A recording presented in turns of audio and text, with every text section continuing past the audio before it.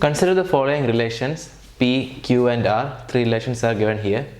How many tuples will be returned by the following relational algebra query? And a relational algebra query is also given. So this is a question coming from relational algebra topic in DBMS. So here we need to run this query on these three relations and find out how many tuples will be there in total. So we look at this query. So the first part is pi of x, that's a projection with selection sigma p dot y equal to r dot y and r dot v equal to v2 on p cross r.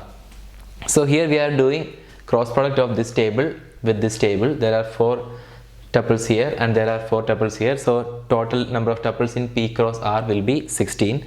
And on top of that we are adding conditions such that p dot y equal to r dot y and r dot v equal to v2. So if you look at this condition r dot v equal to v2, there is only 2 tuples in R which satisfy this condition, that is y3 v2 and y2 v2. So in the cross product we only need to consider these 2 tuples. These 2 tuples we don't need to consider. So among these 2 tuples there is one more condition, p dot y equal to r dot y.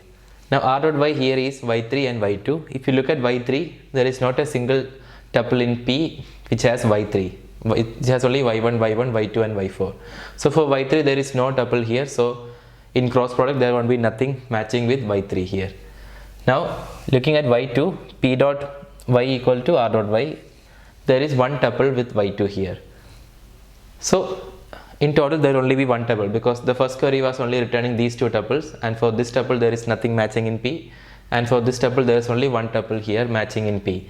So in total the final number of tuples will be one only, that is given by this x2, y2, z2 matching with y2, v2.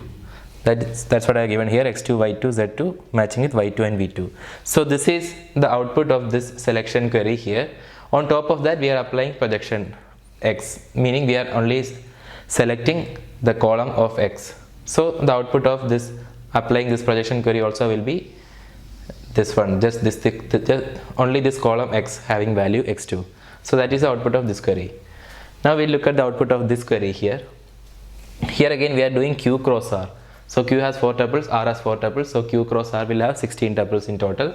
On that we are applying selection such that q dot y equal to r dot y and q dot t greater than 2. So if you look at this condition, q dot t greater than 2, there are only 2 tuples, this one and this one, which satisfies q dot t greater than 2. So we only need to consider these 2 tuples in q here. On top of that we are applying one more condition, q dot y equal to r dot y. So if you take this tuple x1, y2, 5, here y is y2 and that y we need to match with r dot y. So for y2 there are 2 tuples here matching which has the same value as y2. There are 2 tuples here with y2, that is this one and this one. So the cross product will give x1, y2, 5, that is this tuple. Cross product means matching with this y2 tuple and this y2 tuple, that is y2, v3. Again same x1, y2, 5 matching with y2, v2. That is these 2 tuples. Similarly for this tuple x1, y1, 6, there is only one tuple here which has the same y, y1. So that one also we will write x1, y1, 6 matching with y1, v1. So the cross product and the selection together will give 3 tuples here. And from there again we are doing projection of x, that means we are selecting only x values from here. So if you look, there is only one single x value, that is this one. So this query will be returning column x with only one value, that is x1. Now from this one we are subtracting this, that meaning we are subtracting x1 from x2. Now what that means is from this table we need to remove all the tuples which has this value, that is x1, but there is no tuple here which has value x1, so there is nothing to remove. So this minus this will give this only, that is x2.